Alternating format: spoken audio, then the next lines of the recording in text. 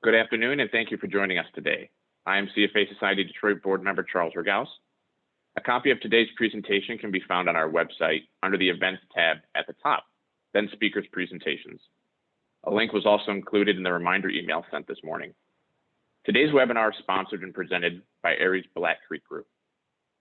Please submit any questions you have for our speakers using the Q&A button located in the Zoom app. At the end of the presentation, I will moderate your questions to Dr. Mueller. Shara Fessler is Vice President, Regional Director of Ares Black Creek Group. Her role is to consult with wealth managers on private real estate investments, including non-traded REITs and 1031 exchanges. She has 14 years of experience, previously working for such firms as Legg Mason, Griffin Capital Securities, and Cole Capital. She holds an MBA from the Arizona State University W.P. Carey School of Business. Welcome, Shara. Thank you, Charles. So this is our first year participating as a partner with the CFA Society of Detroit. And I am just so excited to introduce everyone to our resources, our solutions, our educational content on commercial real estate, because this asset class, which is such a large investable asset class, has been historically so difficult in giving you, the financial advisor, insight and information and education around the space. But today we have for you a very, very special guest. His name is Dr. Glenn Miller. He has over 40 years of industry experience, and he's really been instrumental in shaping the way we all research, we all analyze, and we all look at data surrounding the commercial real estate market and trends in the market. So without further ado, I will let Dr. Miller go ahead and take on the presentation. And thank you so much, everybody. Thank you, Shara. Happy to be here with all of you, and I'm actually speaking to you from Minnesota at the moment. So let's scroll here now through to our next slide. This is, of course, the disclosures that are, and you're all speed reading that. Okay, now that we're through that. And as Shara said, I've been doing this actually now for 45 years. And I've been in with a lot of different companies, but my entire career has actually been in income producing real estate as well as some home building. Really some good depth and knowledge for you here today. Next slide. So what I really want to do today is help give you good information that you can share with your clients to help them understand what income producing real estate looks like and how it can help them in their portfolios. And I'm going to separate income producing real estate from home ownership, because home ownership is like it's like an automobile. You know, it's something. It's a use asset. You live in it. You finance it, and if you sell it, you got to replace it with something else for a place to live. Versus income producing real estate, which is office, industrial, retail, apartments, hotels, and any subcategory underneath that. And that can go into their investment portfolio. So let's start with macroeconomic factors. There are three main things that drive demand for real estate. The first one, population growth. At the top there, you see currently today running about 0.7%. And with 330 million people in the country, do the math, that's about 3 million new people in the United States each year. And just to put that into our real estate perspective, that means we need to build one complete city the size of Denver, Colorado, to give people a place to eat, sleep, shop, work, play, pray, store stuff, etc. Next one, GDP growth, which is literally the output of our country and or how we are growing. Here you can see the Great Recession followed by the COVID recession. And in between, GDP was running right around 2%. As a matter of fact, the historic 20-year average is about 2.1%. And the forecast going forward, which is a 10-year forecast that comes from the Congressional Budget Office, looks about the same, running at about right around 2% for the next decade. You can see the negative with COVID, followed by a really strong bounce. You know that the past 2 months we've seen like a 5.3, a 5.4% number, but I think the year ends up more in the kind of mid 4% range. But really the number one thing that drives demand for real estate is employment growth. Every time you employ someone, they need space to work in. And you can see that after the Great Recession, employment was growing at a rate of around 2%. We had the decline and lost 22 million jobs during COVID. A nice big recovery. We've already recovered 17 million of that 22 million jobs. And then you see it kind of float back down to the 2% range. And then 5 years out, kind of float down to a 1% range.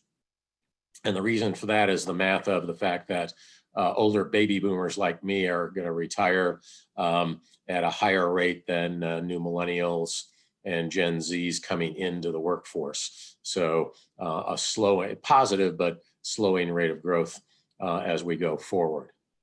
On our next slide, we want to talk about, the other side and what it costs to run and operate real estate, one being inflation. And inflation over the past 15 years has run about 2.1%.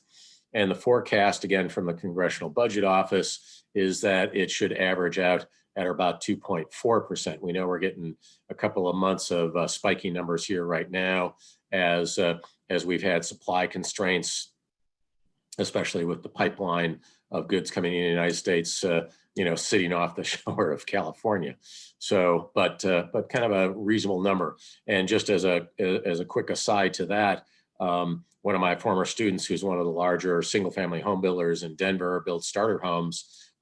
His lumber package used to cost him $16,000. During COVID, that jumped to $48,000. And now wholesale lumber prices have come back down to 2018 numbers.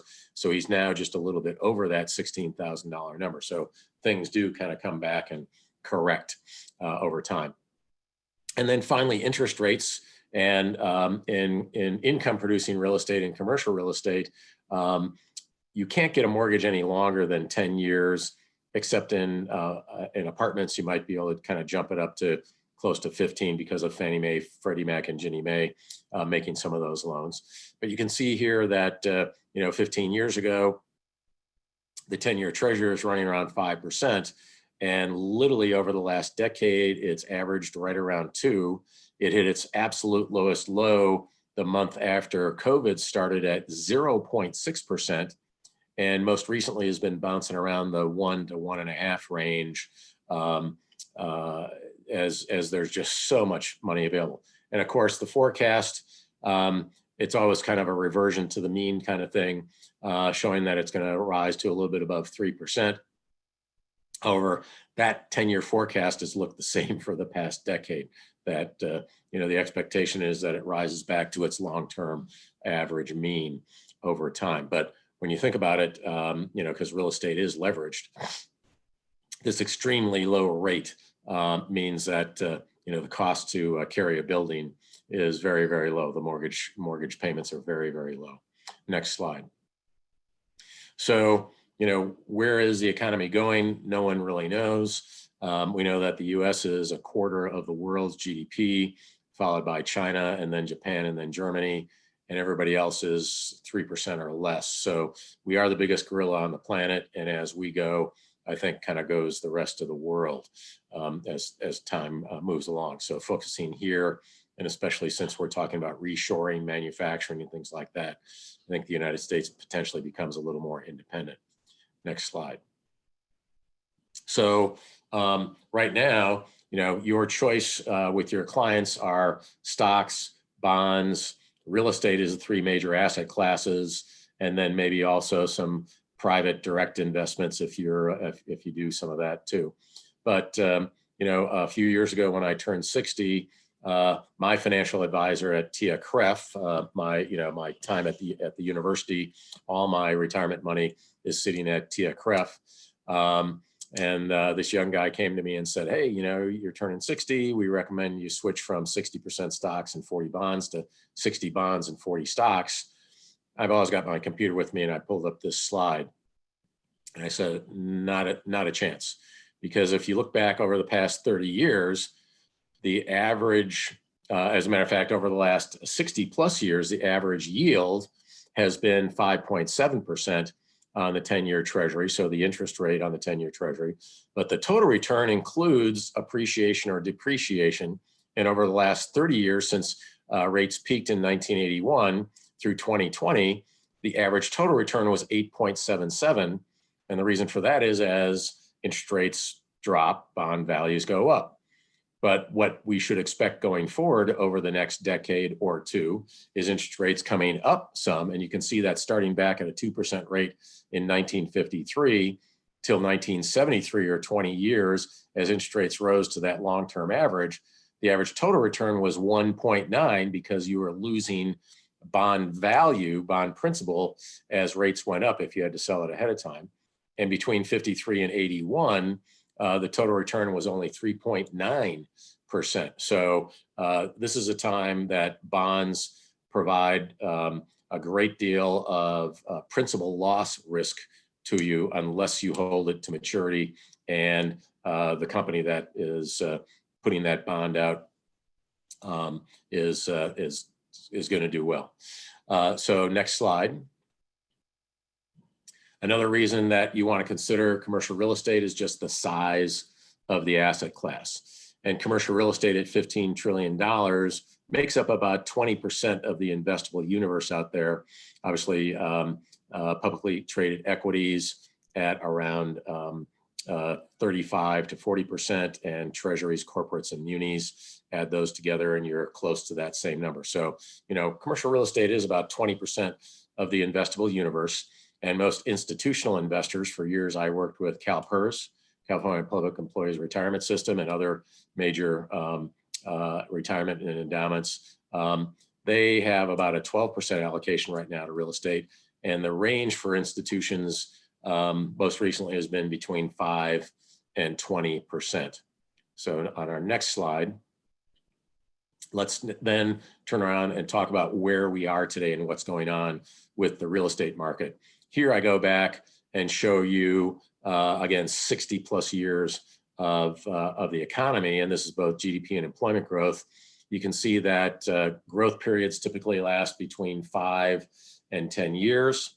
And then recessions are typically very short, typically only 1 to 2 years maximum. Actually, the COVID recession really only lasted 2 quarters. And the forecast is for, moderate growth in both employment and GDP over the next decade. So on our next slide, let's talk about, so demand should be relatively good, and you've heard me use that 2% number a lot. Assuming that we've got 2% demand growth, let's look at supply here. And you can see that supply today is at its lowest rate in all of the major property types, at below 2%, except apartments that are currently a little bit above, just because we're building a lot of new stuff because of the millennial generation coming out of school, but that kind of dropping off. So better demand than supply means we've got a market that should be growing. Next slide. So back in 1990, I went to work for Prudential Real Estate Investors. I actually left the university, and we had a recession then. They said, figure out what happened, why it happened, and whether we can kind of monitor it and even predict what's going to go on. So on this slide, what you see is my analysis framework that I use for market cycles, and a recovery and expansion, a hypersupply, and a recession phase, with 17 points on the cycle, which is the historic long-term average of a real estate cycle that we've seen. And you can see that basically it's just a vacancy chart turned upside down. So this is occupancies going up from 0.1 to 11, and then occupancies coming back down from 11 back to the bottom. So declining vacancy on the way up, typically no new construction in that phase 1 recovery. In the expansion phase, we get new construction. In the hypersupply phase, we still have some new construction, but vacancies start to increase or occupancies decline. And then, of course, in the recession phase, again, increasing vacancies. So next slide will show you that what my concept was, that when you have too much supply of anything, as we would at the bottom, we get negative rental growth. You drop your rents to get people in the door. As we kind of come through from points 3 to 6, you start to get some rent growth, but at a rate that's below inflation. From point 6 to point 8, you get rents rising rapidly towards new construction level. And that point 8 is in green because it's the cost feasible new construction level. And by that, I mean, if it costs $400 a square foot to build a new building, and investors were looking for a 10% rate of return on new construction, 10% of 400 means I've got to have $40 rents in the marketplace to cost justify building that new building. So above that, demand's still growing, supply is trying to catch up, so rent's still growing. And then we hit the peak. And if you remember your old Econ 101 class, when demand and supply grow at the exact same rate, we're in equilibrium. And then after that, one of two things can happen. Demand can drop off, typically from a recession, which is what's happened in the past, or we potentially oversupply just because we're building more than we need at the moment.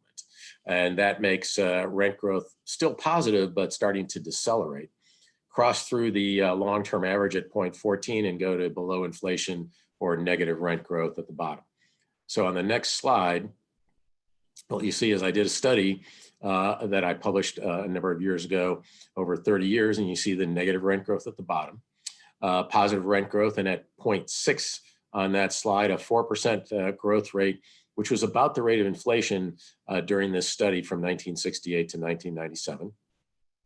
And then really strong rent growth, well above the inflation level, up to the peak growth rate at 0.10. And then at 0.11, it starts to slow down. You see rent slowing from 11 to 10 to 6.1. And then finally at 0.14 back to 3.3 as we head into that recession phase. So if you knew where real estate was and where markets were, that would help make better investment decisions, better leasing decisions, better asset management decisions, better timing of selling properties, et cetera. So on our next slide, next slide, please. What I'm showing you here is the historic occupancy level in light blue of office. And you can see it being really high back in the early 80s, bottoming out in the late 80s and in 1991, coming to a new peak right around 2000 as technology was booming, bottoming in 2003 when the tech bubble burst, peaking again at a more moderate peak in 2005 and 6, bottoming during the Great Recession, and then coming back up to a new peak in 2014 that we've been bouncing along through till COVID hit. And the forecast today is that obviously we're not sure about office use and how it'll all shake out, but you see a decline in office occupancies over the next couple of years and then bouncing back up. Part of that was because we had a lot of new office space, believe it or not, coming online here in 2020 and 2021, especially downtown office. It takes about 5 years to go all through the planning, permitting, and then constructing of a new building. So a lot of that space that came online just as COVID was hitting, which has obviously created a little bit of a problem. But you can also see that rent growth pretty much tracks occupancy levels, and the correlation between rent growth and office occupancy is 77%, which is great. And since we started tracking rent numbers, rents overall from the early 80s are up 81%. So real estate also ends up being a great hedge against inflation. On the next slide, then, what you see is I put out a report called the Market Cycle Forecast, where I analyze each one of the cities, their individual demand and supply, and where the cities are in their cycle. And here you see that a majority of them are in the hypersupply phase, with a couple of markets also being down in the recession phase. And I'll give you one quick story here, and it's about Austin, Texas. Austin has been one of the #1 growth markets for employment over the past 4 or 5 years, as millennials love to live there, so a lot of tech companies have moved in. So you'd say, well, gee, then that means it ought to be at peak occupancy. And the answer is yes, it should, except for the fact that Texas is an easy place to build. There aren't as many restrictions as many other markets. Austin's also a smaller market, so growth can come quickly. And so the developers in Austin have literally overbuilt the office market there by just a little bit. So that's why you see it down at 0.15 in the recession phase.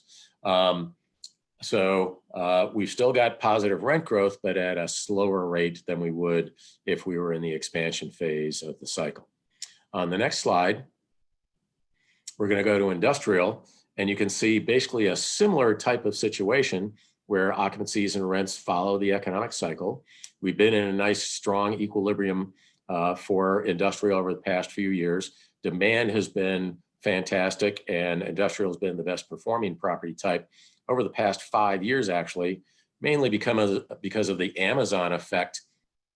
As people are buying more things online. Amazon actually in both 2019 and 2020 leased 25% of all new space being leased in the United States. We do have a lot of new construction coming on right now, and that's why you see that occupancy level going down a little bit. But notice it's only going from about 94.5 to 93. So it's a small number, but notice that huge spike of a 9% rent growth here in 2021 because of this huge demand from every retailer needing to go after more space to be able to supply things to you at home. So on the next slide, let's look at what's going on. And you see my forecast for the fourth quarter of this year having, peak, a fair number, almost half the markets in the expansionary phase of the cycle at peak, and then some of the markets into the hypersupply phase. That still means obviously positive rent growth. On the next slide, look at apartments. And again, we've been sitting at a nice strong equilibrium level over the last number of years. That bounced down due to COVID, where a number of people moved back home. But as people are getting their jobs back, that is bouncing right back up. And of course, we in 2021 have had a peak of 6% in apartment rent growth. And as a matter of fact, the year-over-year number through the second quarter of 2021, apartment rents were up 10.3% average across the country. So apartment demand really, really strong and coming back in full force. And as you know, housing prices have been high, so that has priced many renters that wanted to buy out of the marketplace. Next slide. So here's apartments, and you can see again a number of markets at the peak, a fair number of them yet in the hypersupply phase, but I expect that to kind of move back a little bit into 2022 as more jobs come online and more people move back, out of millennials, especially out of being with their parents. Next slide. Here you see retail, and the biggest surprise here is that look at the occupancy level of retail. All the way up to 2020, it was at a higher level, 95.5%, than any other peak in its history. And you go, wait a minute, I thought Amazon was killing off retail. And the answer is that here it's not a situation of a lot of new demand growing the marketplace. It's actually supply being taken out of the marketplace. You've probably seen many retail places being converted from retail into apartments, from retail into close-in warehouse. So retail supply has actually slowed in many cases, gone negative, and therefore created something new.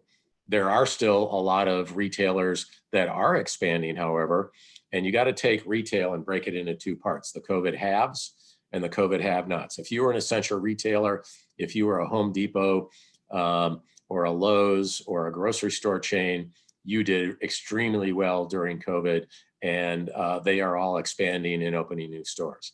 Amazon opened in 2020, opened 200 new Amazon grab and go stores where it was contactless purchases.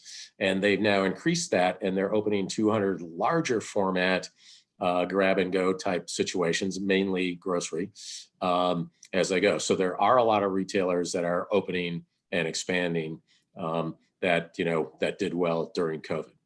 So on our next slide, you'll see that right at the moment, I've got all of those in the hypersupply phase, but I believe they'll be moving back into the into the expansion phase here over the next decade or so. Next slide. So that was the physical cycle of real estate, which is demand and supply, local by property type, local by city and property type, and that produces the income side of real estate. So if my occupancy increase and my rents increase, so does my income. We haven't talked at all about real estate pricing and where it is today. And I believe that it is capital flows that drive real estate prices. And so there is a slightly different cycle for capital flow. You can see here the blue property cycle that we just talked about and the black capital flow cycle. So at the bottom, when rents are going down, no one wants to buy, and hence capital flow is pretty flat. It picks up and it goes through its highest rate of growth as we go through that 0.8 cost feasible rents reached. It peaks out in the hypersupply phase and then drops off pretty quickly. And that's because there's two types of capital flowing to real estate. One is capital flows to existing properties, that gray shaded area at the top. And that continues through into the hypersupply phase when people go, oh, things are looking bad and I'm not going to buy anymore. The other capital flow at the bottom right is capital flows to new construction. So if we start new construction at 0.8 and it's taking 5 or so years, that building may not get finished. In other words, the money coming in for it, is still coming in as it finishes 5 or 6 years down the road. So it doesn't finish until the bottom of the cycle. So on our next slide, what we have here is capital flowing into real estate. And this is a company called Real Capital Analytics, started in year 2000.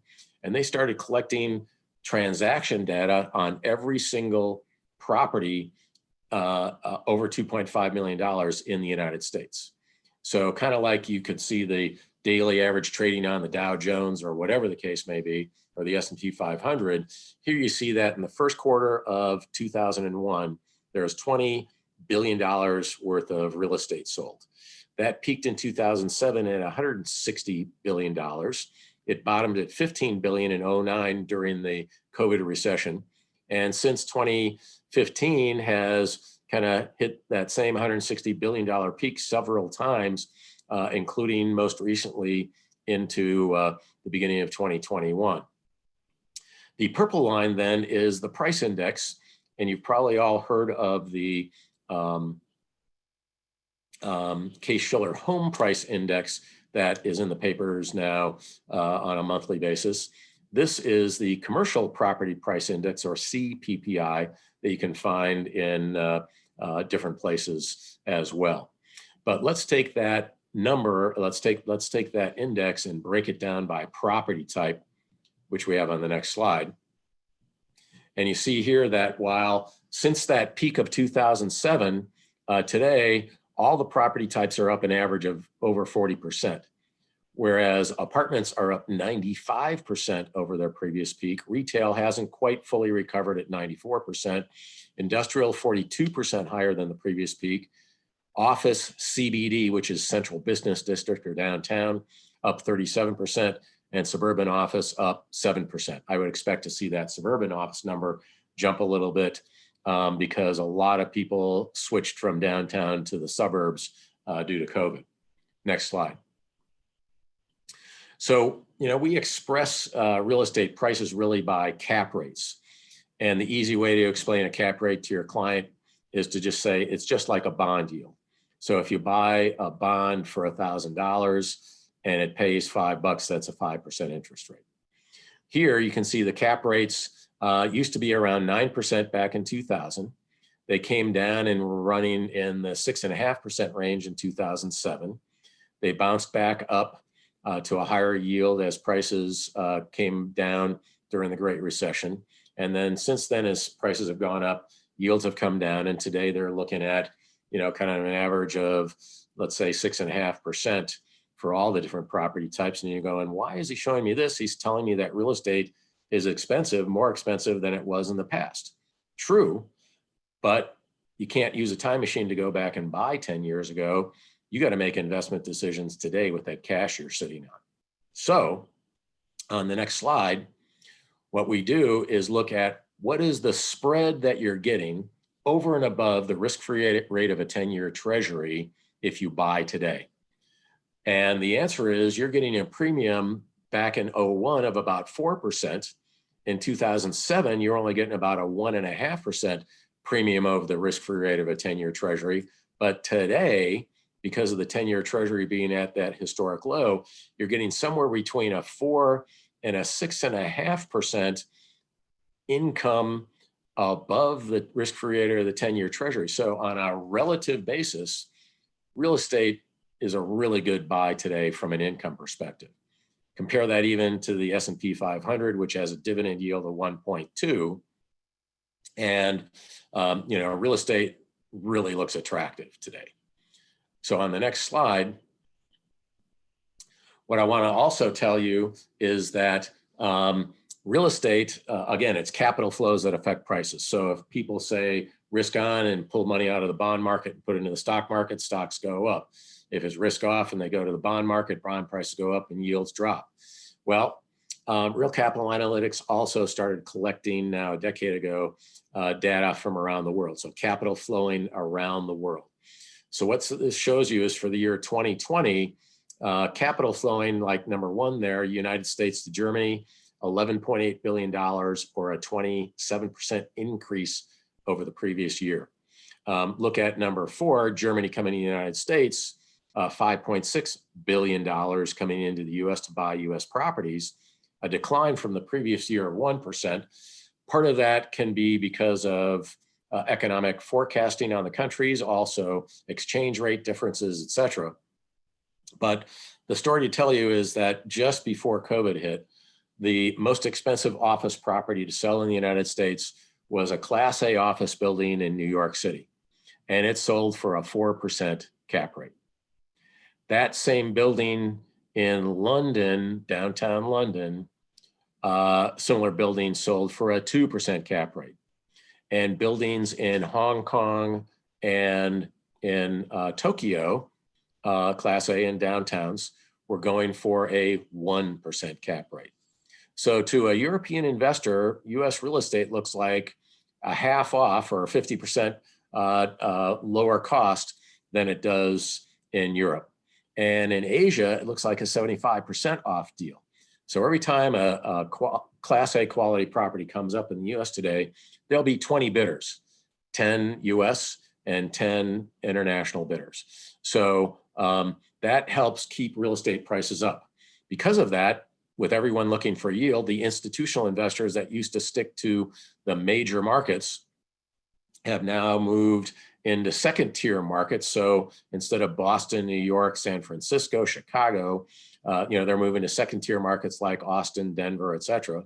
And many of the bigger investors are moving from second tier markets down to third tier markets. So more capital is flowing into all the different cities, and that will help keep real estate prices up, I believe. In addition, the world's just awash in so much cash, and many of your clients, and I know many people that are waiting for some kind of correction before they jump in, but real estate's a hard asset. And to replace it, the costs keep going up. So the probability of a major drop in real estate prices outside of another black swan event is probably pretty low. So on our next slide, just kind of summarize for you, real estate is really a separate asset class that you should have an allocation to for your clients. It grows with the economy and mainly with employment. It's a great hedge against inflation. Historically, it's been at a return that's at least twice the rate of inflation. It's a really good diversifier to stocks and bonds because it is not as volatile when you buy it in its direct form. It has also had income improvements since 2010, even with a minor pause in COVID, at least in retail. and apartments, which have now turned back around. So the other property types, office and industrial, have actually gone up during COVID. I mean, excuse me, industrial and apartments have gone up during COVID. And based on prior real estate cycles, 2021, we're kind of in the hyper supply and potentially recovering, and we potentially recover to an expansion phase in 2022, 2023. And prices are above their 2007 peaks today, except for retail, but all the properties perform differently and all the markets perform differently. Hence the reason that working with professional investments advisors in the real estate field should be good for your clients. Just like they need you, they need us. And with that, I think the last slide may say questions, or this is it, okay? That's some more of our disclosures, okay? So with that, I think we will open it up for questions. Great. Thank you, Glenn. Appreciate that. Now is opening the Q&A section. For those on the call, there is a Q&A button towards the bottom of the Zoom chat, so please submit your questions through there. We do have several questions already. Starting here from Andrew. Andrew, good to see your name. What is the driver for U.S. cap rates being so much higher than others? And is it simply because our risk-free yields are higher? I believe that's the case. European bonds are lower. And of course, Asian bonds are actually either zero or negative today. So, they have so much money they're trying to put someplace to get some kind of yield and hopefully some appreciation. So, real estate, unlike a bond, can go up in value, whereas bonds, unless interest rates go lower, the bond value can't go up. Excellent. I have a few questions as well. So what do we see as the COVID impact on office rentals going forward? That is the biggest question. There've been a lot of surveys done. You've probably, read in the press, some companies are demanding that everybody comes back to work, that they need it for the culture and the exchange, et cetera. Others have gone to, hey, you can work from home or from any place if you want to. Others are going through a, shifting space. But the question is whether or not, as you come back to work, whether you're going to have more distance between people long term, in which case then you need more space per worker.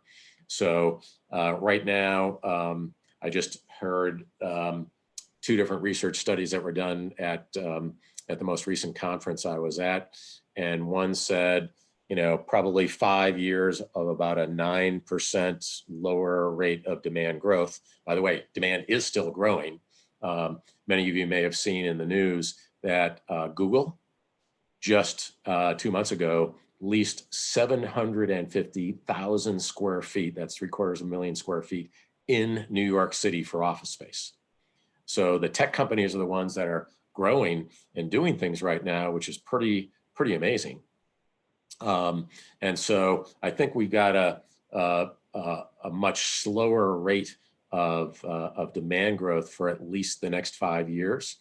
But other than that new supply that came out in 20 and 21, new office construction has slowed substantially, except for some what we call build to suit, where someone says, "Hey, I need space, build it for me." So I think that it's probably about 5 years before we kind of come back and balance in the office space. But again, it's a pure guess, Fair enough. Question from Anthony: is there a concern over a permanent disruption to the office market given the rise in remote work brought on by the COVID pandemic? I think we just addressed that, but if there's anything else, I guess, to add there. Right. Yeah. I think, one of the studies I was done is kind of interesting when you look at it. So baby boomer like me, staying at home, no problem. I have my own separate office and my nice home, et cetera. A lot of young millennials just out of school, living downtown to be able to, do entertainment and restaurants and all that kind of stuff in their teeny tiny little 400 square foot apartments. All of a sudden we're, oh my God, I'm stuck in the same room I sleep in. And they were, the studies that have been done so far say they're chomping at the bit to get back in the office because they want the socialization of the office. They want to be seen for promotions and all that kind of stuff. So it'll be interesting to see how that whole thing kind of plays out, over time. But right now we are seeing, again, baby boomers like me coming into retirement, and the millennial generation coming along. They want to be in the office. For me, 6 one, half a dozen of the other. Yeah, I want to get back and see people, but I don't need to do it 5 days a week. And as a matter of fact, a lot of people are talking about that flex, come into the office maybe 3 days a week kind of thing. And of course, everybody wants Monday and Friday at home, right? One company has come out with a deal saying, okay, you need to be with your team. And so 2 days a week, it's mandatory. Like you must be in the office on Tuesday and Wednesday with your team.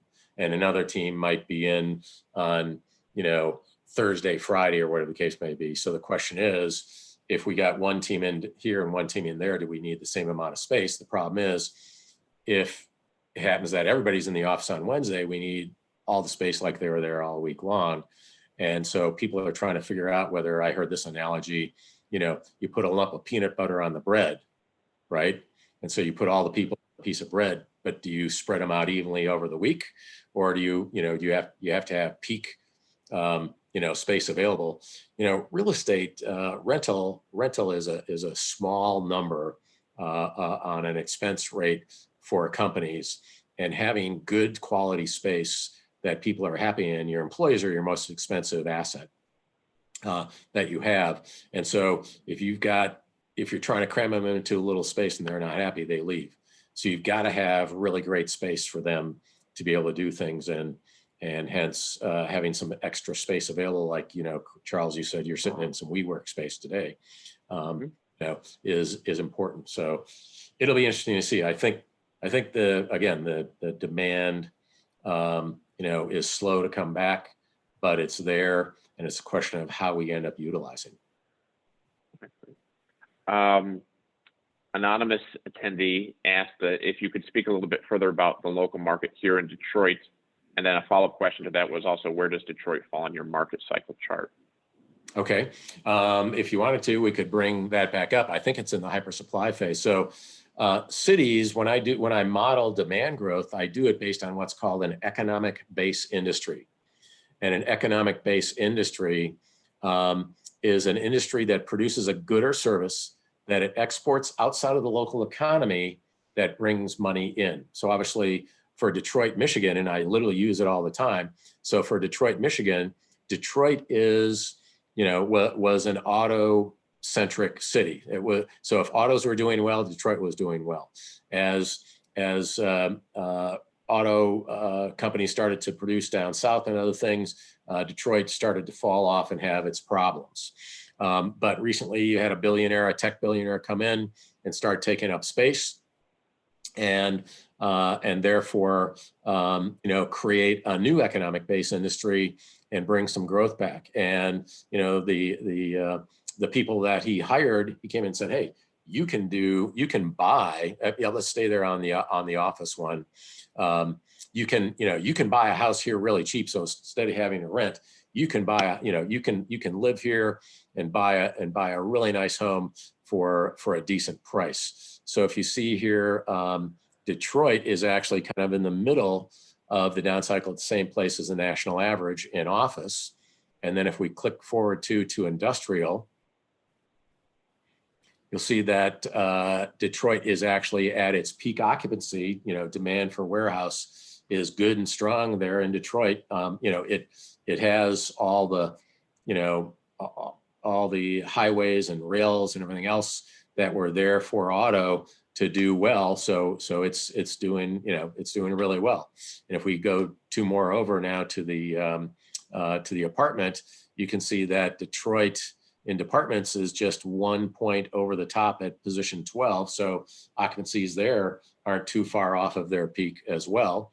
And then 2 more slides forward, and you'll see that Detroit, as far as retail, is down at its long-term average. So it's having a little more difficult time there than, kind of the other half of the country. But it's in the same place as New York City and places in California. Speaking of Detroit, and although this is not a unique issue to Detroit, I can look out the window and see a building that's probably 40 or 50 stories that's empty. It's been empty for years. It could be great office space. A block over, they're building another building that will probably be at least 60 stories, which will also be office space. Other than maybe tax breaks to build a new building, is there a different ROI or cap rate of why someone might build a new office building when there's already space that could be renovated? Right, that's a great question. And the question is that current old empty office building, is it structurally set up for the way new office space is going to be? Now you have a lot more open, clear space. If that building was built many, many years ago, it's got a whole bunch of columns in it. So if you take out all the existing walls or kind of gut it down to its structural thing, is it really chopped up with a lot of posts in it and stuff like that? Those types of buildings, those are exactly what's been taking over in New York and turning them into apartments. So if you have a lot of people wanting to live back downtown in Detroit, that could easily be converted to an apartment building. They might also end up putting, some industrial warehouse in the first few floors to store things for that last minute, delivery space and that kind of thing. So the new being built, obviously, people have egos, and some company has said, hey, I want space in Detroit, but I want my space and I want it to be the way I want my building to be with this kind of configuration. And I would not be surprised that they did at least look at that building and go, this won't work for us. Okay, fair enough, thank you. Question from Keith, what would be the best way to invest in this asset class? Well, and maybe I will turn that over to Shara. The two easy options for you are the publicly traded REITs, real estate investment trusts. They're out there. Unfortunately, they are as volatile as the rest of the stock market, but they're good. But then, the new thing that has grown substantially now over the past decade is, again, the REIT format, but in a non-publicly traded format. And so instead of, you're just buying a stock that goes up and down every day, you're buying into a company that owns multiple properties in the REIT format. So you're buying shares of stock, but those shares aren't listed and traded on the marketplace. They use what they call net asset value. So they go out and, like the Real Capital Analytics data, they look at at what buildings have transacted over the past month around the country and what those cap rates are. And then they take the income from your property, put that cap rate in, and come up with its value. So every month you get, if we were to sell all the properties this month, what would the liquidation value, or we call the net asset value, of the company be? So the share price changes with the private market pricing of real estate. And they're actually publicly registered with the SEC, just like traded stocks are, but they're not traded. So non-traded is a good way to call them. You can, on a monthly basis, ask to get out, to liquidate, and the company will buy those back at the then share price that they set, at the end of each month. There is a restriction as to how much can come out. And it's the same kind of thing that the institutional marketplace has used for the last 43 years since that kind of stuff started. For going a non-traded REIT as opposed to a tradable REIT, is the largest benefit that you're probably reducing volatility, or at least the stock market volatility that would be embedded in the tradable REIT?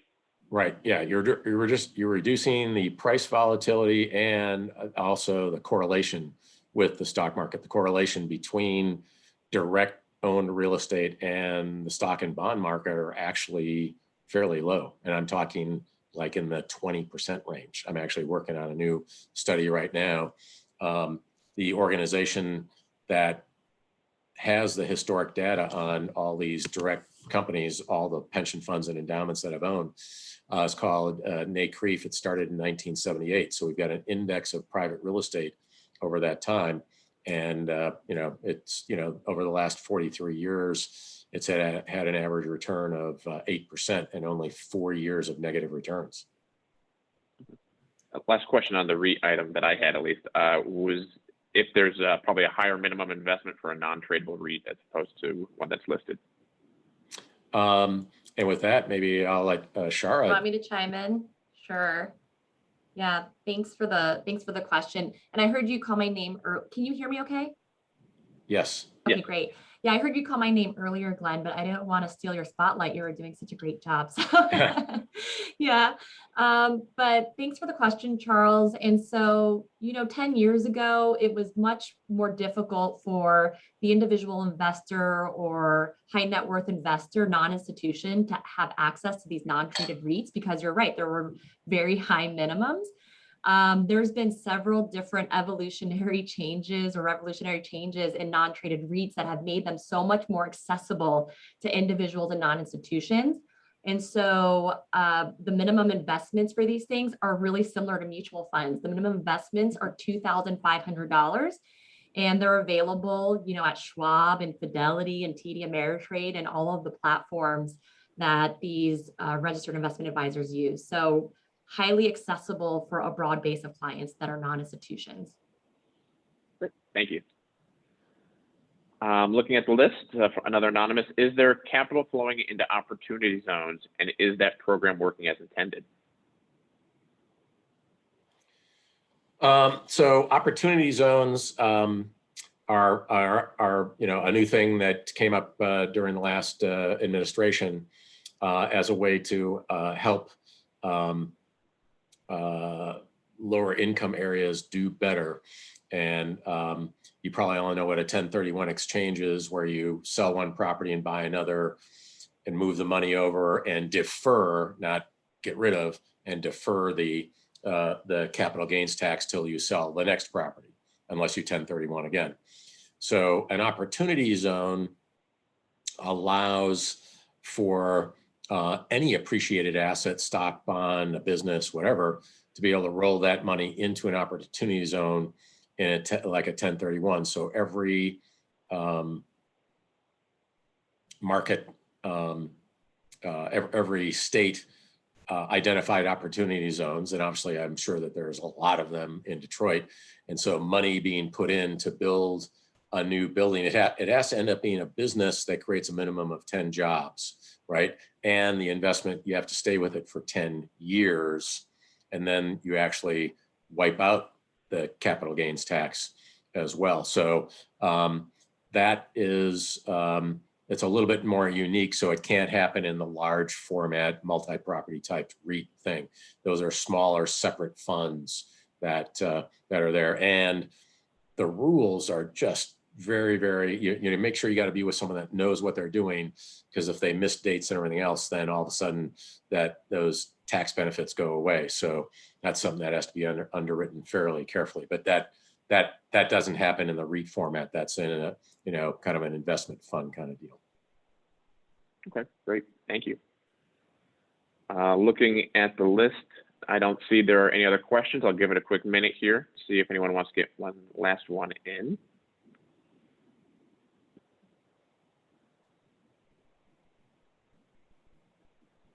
Okay, with that, there are no further questions. Glenn, Shara, thank you both for your time today. We really appreciate it. And thank you for joining us today, everyone on the call. As a reminder, the CFA Society Detroit is hosting our annual forecast luncheon on Friday, November 5th at the Motor City Hotel in Detroit. The event will feature tech entrepreneur and New York Times bestselling author Josh Linkner and Katie Nixon, Executive Vice President and Chief Investment Officer for the Wealth Management Business at Northern Trust. This is an in-person event. The CFA Society Detroit will make best efforts to follow all safety practices and guidelines as required by the Michigan Department of Health and Human Services at the Motor City Hotel. Information on this event can be found on our website. We hope to see many of our members there at the event. On behalf of the CFA Society Detroit Board, we wish you, your family, and your colleagues good health and safety. Again, thank you to our speakers, and thanks everyone for joining today. Thank you.